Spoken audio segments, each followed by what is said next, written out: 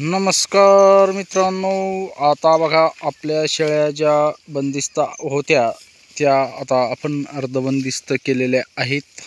कारण की आता इथून समोर हिवाळ्यामध्ये आपण एक पारग म्हणजे दुपारून सकाळून 12 वाजेपर्यंत 1 वाजेपर्यंत आपण यांना खुराक टाकतोय, म्हणजे चारा टाकतोय, कडबा भूस, आणि दुपारून 4 वाजेपर्यंत यांना असं फिरायचं.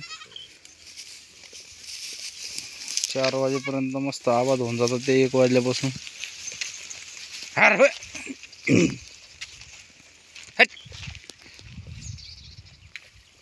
आता जवळपास 4-5 दिवस झाले आम्ही सोडतो आहेत, पण माझा सोहम दिपाळीला गेला होता मामाच्या गावाला, त्याच्यामुळं मग काही सोडता नाही आलं. बघा ते आता कसा बसलेला आहे, त्याला खूप होते म्हणतो शाळा कधी उघडेल काय माहीत. लवकरात लवकर उघडली म्हणजे मला शाळेत जायला मोकळा होईल. शेळ्याचा खूप कंटाळा येतो मित्रांनो त्याला. अरे शेळ्या बसलाय का कोपऱ्यात जाऊन फस, तर लई अवघड झालं म्हणतो. काय कधी सुट्ट्या लागत्या काय.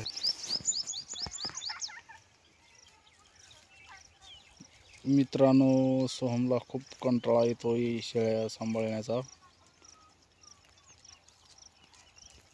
आजकालच्या पोराला शेळ्या म्हणलं की खूप जीवावर येतंय, शेळ्या ढोरं सांभाळायची. तर काय इथं पुढं काय पुढची पिढी काय शेळ्या आणि ढोरं ठेवतेच का नाही काय माहिती. जसं जसं पिढी बदलत चालली तसं शेळ्या ढोरं कमी होत चालली, आणि त्याच्यामुळंच जमिनीला पण खताचं प्रमाण शेणखताचं कमी झालं, रासायनिक खताचं वाढत चाललंय. मोठं अवघड झालं मित्रांनो. पुढे ना लय अवघड काय सांगावं.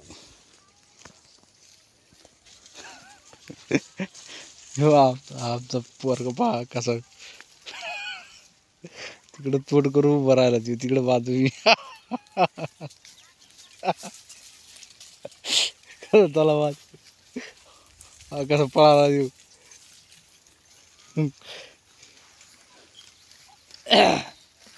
हार हो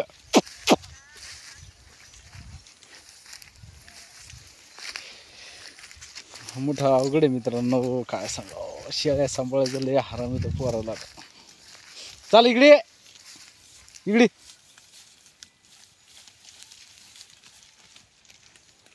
हार हो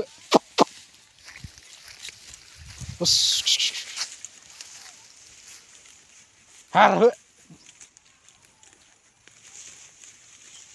तर मित्रांनो, आपण कालपासून आता हे शेळ्या चारत आहोत, सोडलेल्या आहेत.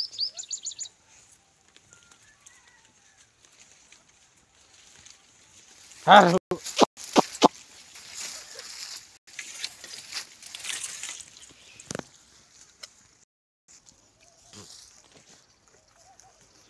तर आता इथून समोर मित्रांनो हिवाळ्यात उन्हाळ्यामध्ये आपण शेळ्यांना असं फिरू शकतो, कारण की जेणेकरून त्यांचे पाय पण मोकळे होतात आणि चाऱ्याची बचत होती. इथून पुढं आता हे पळाट्या येऊन का तर चारायला राहतं शेळ्यांना, त्याच्यामुळं तुम्ही पण बिनधास्त हिंडू शकता, अशा फिरू शकता, इकून तिकून चारू शकतात. कारण की आता बस आता आपलं पोलांचं पण सरकी मोकळी होईल. बस बस 4-2 दिवस करते बेजार थोड्या नवीन असल्यामुळं काय सोड्याबरोबर पळापळी करते इकडे तिकडे. एकदा सवय लागली की लागली, चालतात मग व्यवस्थित.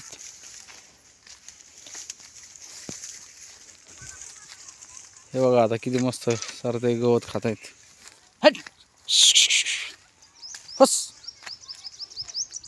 हे आपण इथं गवत लावलं होतं पण ते जमलं नाही, शेळ्यांना गायीनंच खाल्लं ती. हे काय हत्ती गवत लावलं होतं आपण. हस हस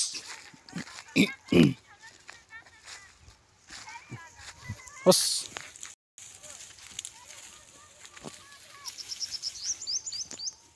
हे बघा कसं चरतंय शेळ्या. मित्रांनो, शेळ्या अशा मोकळ्या चारल्यानंतर थोडं वेगळंच चमक मारते आणि दिसतात पण चांगल्या पद्धतीनं. एवढ्या बंदिस्त असल्या त्याच्यापेक्षा थोडं चारल्यावर फरक पडतो, कारण की त्यांचं ते जे वाटण ते मनाला येईन ते पाला खातात आणि आवडीचा पाला भेटतो त्यांच्यासाठी. अशा पद्धतीने ते पाला खातायत बघा तुम्ही. आणि बंदिस्त असल्यामुळं आपण आपल्याच हिशोबानाच्या 2, 3, 4 प्रकारचा त्यांना टाकू शकतो. बस बस शे बकरदार बेदार करते बारीक चिल्लर पार्टी. ह्या सर्किट पण थांबत नाही, सर्किट सोडले की पळून येतात ते शेळ्यांबरोबर. हे बघा आता किती गवत कशा खाऊन राहिले पाहते. बस बस बस.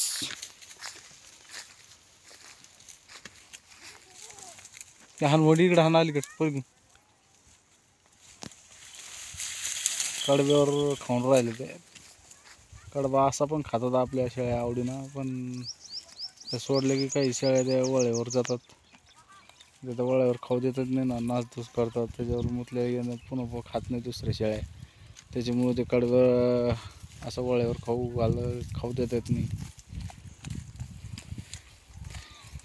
हे बघा आता किती आवडीनं त्याला जे मला ते पाला भेटतो खायला आणि खातात मस्त आनंदानं. फिरतात, पाणी पण पितात मित्रांनो. जास्त फिरल्यानंतर अशा चारले की पाणी जास्त पितात. इथं भुसे आपलं सोयाबीनचं ते भुस खात आहे. बस. सोयाबीन नव्हती आपल्याकडे, पण दुसरीकडून आणून आपण इथं ठेवलं होतं. एक बोत बकरांसाठीच आणलं होतं ते, तर संपलं ते. आता परत आणू एखादा बोत. भुस सोयाबीनचं फक्त गाभण शेळ्यांना नाही जमत. ह्या शेळ्यांना चालतंय ती, म्हणजे खाली शेळ्यांना जमतं, गाभण शेळ्यांना नाही जमत. तर आपल्या आता काय 3 शेळ्या गाभण आहेत, एक खाली 2 खाली.